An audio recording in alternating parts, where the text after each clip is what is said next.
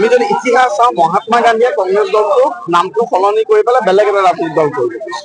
গতিকে এই কংগ্ৰেছ দলৰ কোনো লিগেচি মহাত্মা গান্ধীৰ দিনৰ লিগেচি তৰুণ গগৈৰ দিনৰ লিগেচিও কংগ্ৰেছত ধৰি ৰাখিব পৰা নাই। এই কংগ্ৰেছ দল এনেকে ধ্বংস হ'ব। কংগ্ৰেছত প্ৰায় আজিৰ দিনত 1000জন ভস্মাসুৰ আছে। কংগ্ৰেছৰ 1000জন ফ্ৰেংকেষ্টাইন আছে আৰু গৌৰৱ গগৈ ডাঙৰীয়াৰ যিটো অহংকাৰৰ ৰাজনীতি, গৌৰৱ গগৈ ডাঙৰীয়াৰ জনগণৰ লগত বিচ্ছিন্ন হয় সম্পূৰ্ণৰূপে অসমৰ স্বাৰ্থক জলাঞ্জলি দি কৰা যিটো ৰাজনীতি, তেওঁলোকে নাও বুৰিলেও টিঙৰ পৰা নালাগে। ছেমি কণ্ডাক্টৰ ইণ্ডাষ্ট্ৰী আমি আনিলো, তাক কংগ্ৰেছে বিৰোধিতা কৰিলে, তেওঁ মুখত এটা ক্ষোভ প্ৰকাশ নাপালে। গতিকে এনেকুৱা ধৰণৰ ৰাজনীতি কংগ্ৰেছে এনেকুৱা ভস্মাসুৰ আৰু ফ্ৰেংকেষ্টাইনে কংগ্ৰেছ ধ্বংস কৰিব। আৰু আমি পুনৰাই যে কৈ থাকো যে এটা সময় হয়তো কংগ্ৰেছ দলটো আমি মিউজিয়ামত বিচাৰিব লাগিব। কংগ্ৰেছ দলটো আজি নামত আছে, কংগ্ৰেছৰ চাইনবোৰ্ড থাকিব, কিন্তু এটা ৰাজনৈতিক দল হিচাপে থাকিব লগা যিটো কেৰেক্টাৰ কংগ্ৰেছ দলৰ আছে, কেৰেক্টাৰ লাহে লাহে হেৰুৱাই পেলাইছে। ইয়াতকৈ অধিক ভয়ানক পৰিস্থিতি, ইয়াতকৈ অধিক বেয়া পৰিস্থিতিৰ পিনে কংগ্ৰেছ গতি কৰিছে। কংগ্ৰেছত আজিৰ দিনত জুবেৰ নামে গৌৰৱ গগৈক নামানে, বিপুন বৰাই ভিতৰুৱাকে ভাবে গৌৰৱ গগৈ ৰতাই কেতিয়াবা তেওঁৱে হ'ব পাৰে। তাৰ লগে লগে জয়প্ৰকাশ দাসে ভাবি আছে যে কেতিয়াবা তেওঁৱে সভাপতিটো হয়, কাৰণ 19জন কংগ্ৰেছ MLA ৰ ভিতৰত এজনে হিন্দু আছে।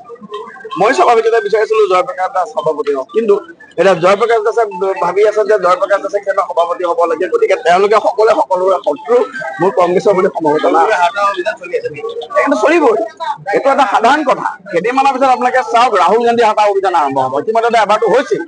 23জন খুব চিনিয়ৰ কংগ্ৰেছ লিডাৰে, য'ত মনীষ তিৱাৰীৰ নাম আছিল, য'ত শশী থাৰুৰৰ নাম আছিল, য'ত আনন্দ শৰ্মাৰ নাম আছিল, খুব চিনিয়ৰ যিসকল থিংক টেংক বুলি কয়, তেওঁলোকে ৰাহুল গান্ধী হটা অভিযান কৰিছে। আজিৰ দিনত লাহে লাহে গৌৰৱ গগৈ হটা অভিযান চলিব আৰু কেইদিনমানৰ পিছত ৰাহুল গান্ধী প্ৰিয়ংকা গান্ধী হটা অভিযান চলিব। আৰু যদি হটা অভিযান নচলে কংগ্ৰেছে আৰু 500-100 বছৰলৈকে পাৱাৰ আগত চিন্তাই কৰিব। এই হটা অভিযানটো গৌৰৱ গগৈ জুবেৰ আলমৰ মাজত কিন্তু সংঘাতটো যথেষ্ট বৃদ্ধি পোৱা বুলি চৰ্চা চলিছে। কংগ্ৰেছত আমাৰ ভাৰতীয় জনতা পাৰ্টিত চাওক, আমাৰ তাত খুব শ্ৰদ্ধাৰ ৰাজনীতি, চিনিয়ৰৰ প্ৰতি জুনিয়ৰৰ সন্মান।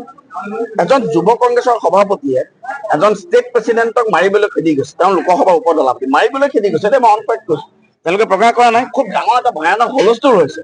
গতিকে এতিয়া জুবেৰ আলমৰ নেতৃত্বত কংগ্ৰেছত যিটো এটা চিণ্ডিকেট চলিছে, কংগ্ৰেছৰ যিটো এটা লবি হৈছে, সেই লবি এটা গৌৰৱ গগৈৰ পিছত সক্ৰিয় হৈছে। চ' টেষ্টটো কংগ্ৰেছৰ মানে বালিলে মানে হেৰিতে কয় বুমেৰাং, কংগ্ৰেছৰ যিটো সংখ্যালঘু ৰাজনীতি আছিল বা একে ডাঙৰ কথা, গৌৰৱ গগৈ কেতিয়াও মাটিৰ লগত থাকি ৰাজনীতি কৰা নাই। কলিয়াবৰত তেওঁ কেনেকে জিকিছিল, যোৰহাটত তেওঁলোকে কেনেকে জিকিছিল, যোৰহাটত তাৰপিছত দেখিছে। গতিকে গৌৰৱ গগৈৰ সৈতে মাটিৰ গোন্ধ নোলোৱাকে ৰাজনীতি কৰা মানুহ, শীত-তাপ নিয়ন্ত্ৰিত বহি পেলাই খুব ভাল ইংলিছ কয়, কেইটামান হেৰি দিলে লগে লগে আমাৰ কিছুমান মানুহে কৈ দিলে গৌৰৱ গগৈৰ হেৰি, কিন্তু গৌৰৱ গগৈ আচল তেজ যোৰহাটৰ ৰাইজে গম পাইছে। গৌৰৱ গগৈ আচল তেজ এতিয়া কংগ্ৰেছৰ ৰাইজেও গম পাইছে। এতিয়া গৌৰৱ গগৈ হটা অভিযান আৰম্ভ হৈছে আৰু এইবোৰ তেওঁলোকৰ দলৰ অন্তৰ্কণ্ডল, তেওঁলোকৰ দলৰ অন্তৰ্দলীয় বিষয়। আপুনি গৌৰৱ গগৈৰ যিটো অহংকাৰ, গৌৰৱ গগৈৰ অহংকাৰ বিষয়ে বিজেপিক সুধিবই নালাগে।